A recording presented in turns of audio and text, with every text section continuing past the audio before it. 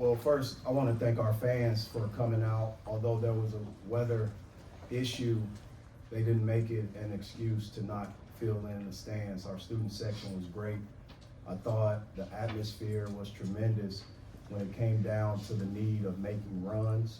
We came out a little flat, but I thought our guys played off the energy of the building. The one thing I would say, Oklahoma's a great team. Their record is not an indicator of who they are and what they are. That team was ranked top 15 in the country. They defeated some great teams. The gauntlet of our SEC conference is what it is, and it's one of the best conferences in the country and ever assembled, I think, at this point in time. Playing against my brother, I'm so proud of him.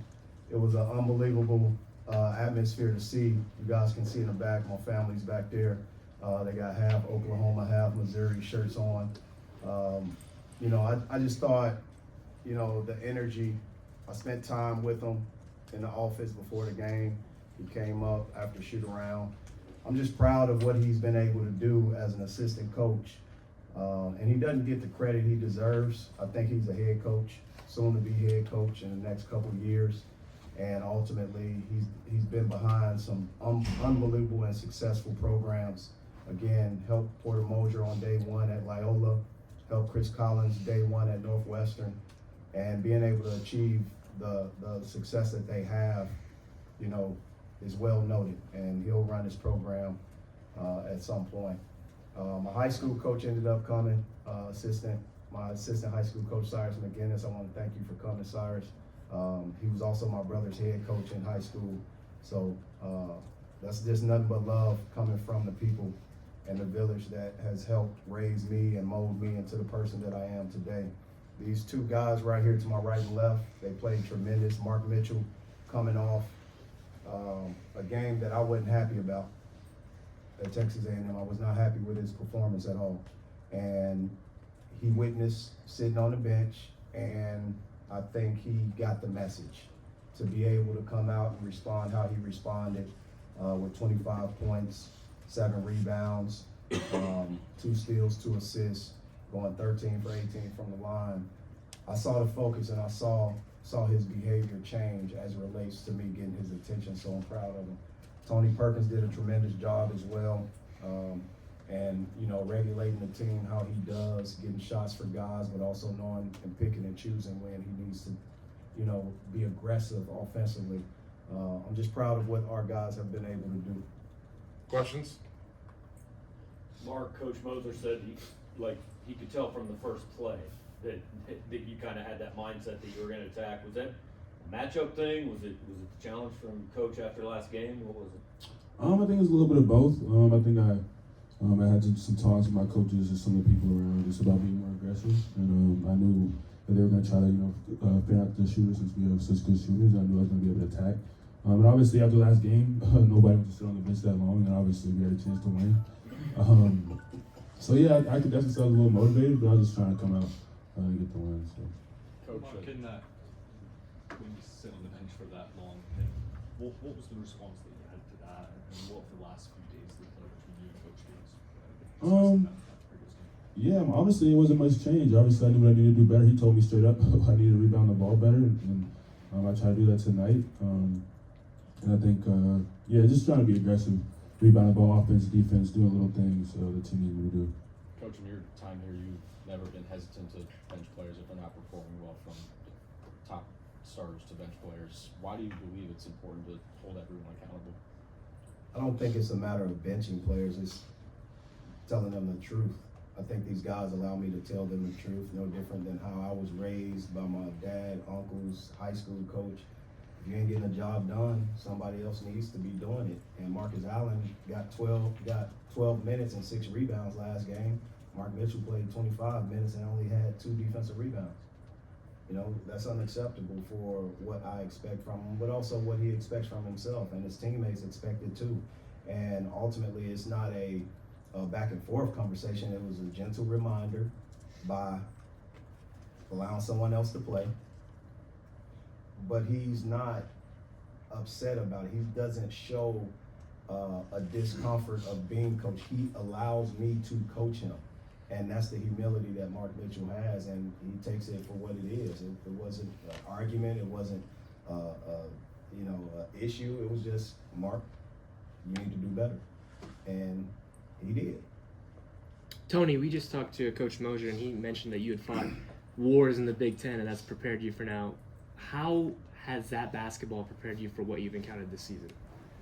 It helps a lot because, as you know, like you said, wars, when it gets late in a season like this, you want teams to stay together, not fade apart or, be disconnected. So I think having that experience allows, me to, bring everyone together and stay, straight-headed, not lean to the left, lean to the right, be straight.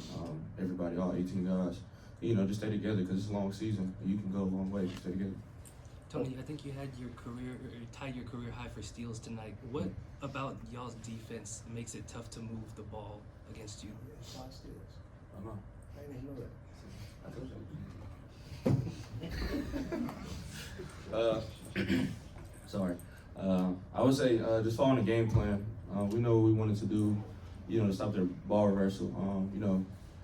Get them out their game. When they win the ball, they can score and be phenomenal. But, just being on the line and being able to take their, flow of the game away, it really helped us and allowed everyone on the team to get steals and, allowed them to get 5 steals.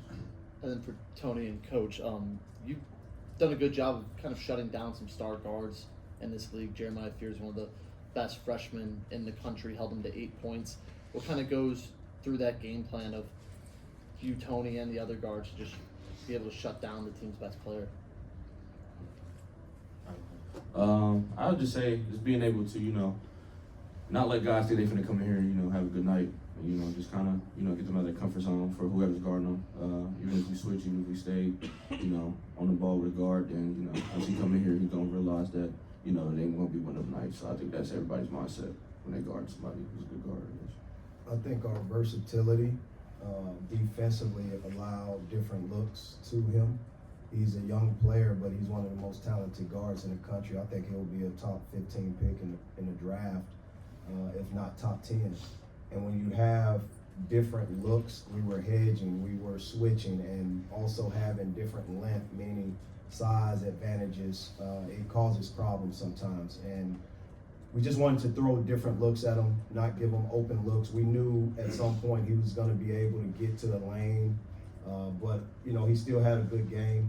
When you're able to go out there and get 8 points, 7 rebounds as a point guard, that's still a good game. And I just want you to understand the depth of our team. That's where we were able to get an advantage, and I thought our depth showed. And with that versatility, how big is it to have someone like Mark who he picked up Fears sometimes in the half court, who can guard the 1 and also drop down and guard the 4 and 5? Mark can guard 1 through 5. His versatility offensively, his versatility defensively gives us an advantage. I thought when he's on the side of aggression, he's a completely different player. When he's out there thinking and not playing with his instincts, he doesn't provide us what I need him to provide. I want him to go out, take risks, do different things because he draws so much attention, and then make the right play. But if he's not going to be aggressive like he was against Texas A&M, he's not going to play. If he's aggressive, he'll play, and we'll continue to keep him in the game, and we'll have the production that we saw tonight. And I'm just proud how he responds. I don't have to yell, I don't have to scream at Mark. I can just talk to him just like this, and he responds a certain way and with a certain look. And that's what I appreciate most. He allows his teammates to motivate him too. And sometimes when you have a player of his caliber, McDonald's All-American, etc., those guys come with certain baggage. Mark Mitchell doesn't. He is a humble young man that allows himself to be disciplined by his coach and also allows his teammates words when he knows it can help. Mark, what does 1,000 career points mean to you, and what was that moment like on the N1 getting it? Yeah, it's a blessing. Obviously, I've had a good college career. Just both places I've been, just a blessing to experience both sides, college basketball, just being 2 great programs.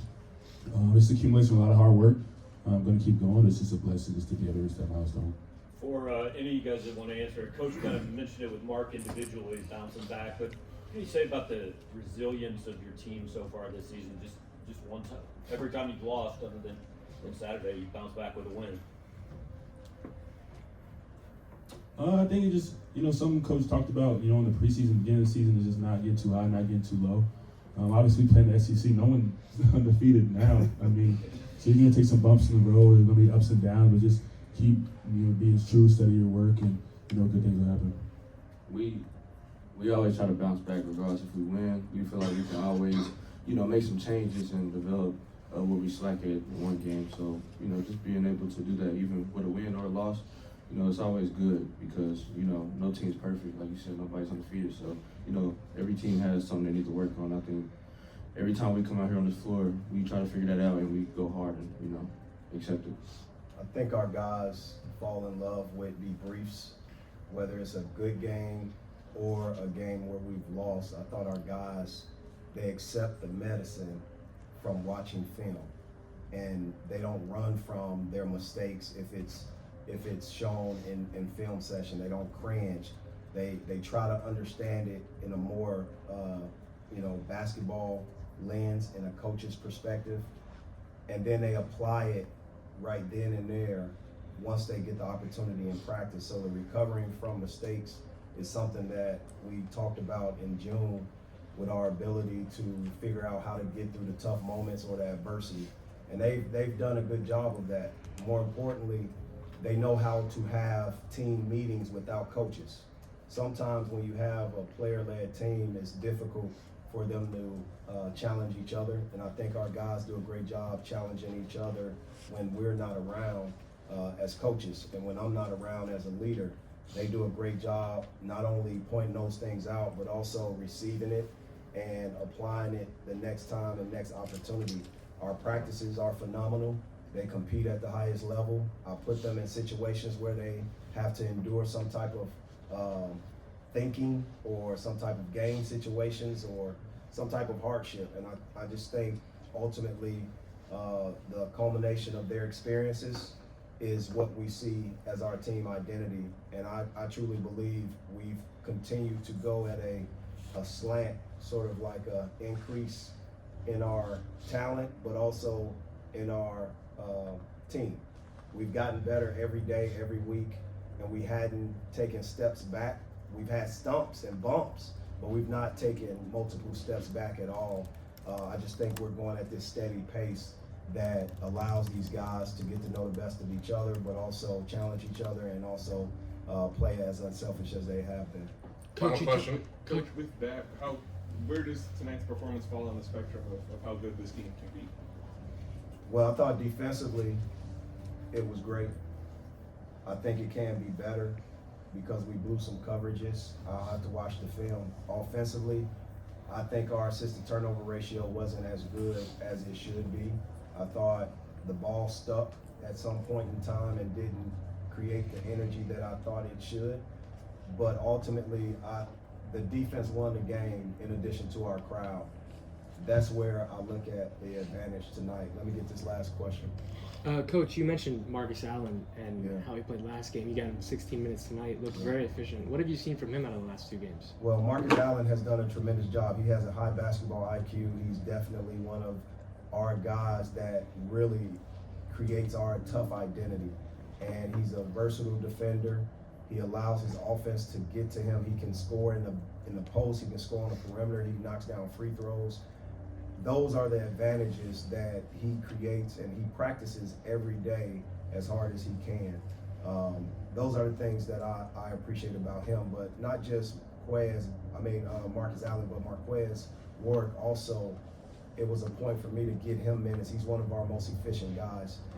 In addition to Grill, they just space the court, able to score in multiple levels, and he may not have dominated offensively like he wanted to, but he was able to provide us a secondary ball handler and also space the court for these guys to operate. Thanks, Coach. Thanks. MIZ. Thank you. Thanks, Coach. Thanks, Coach.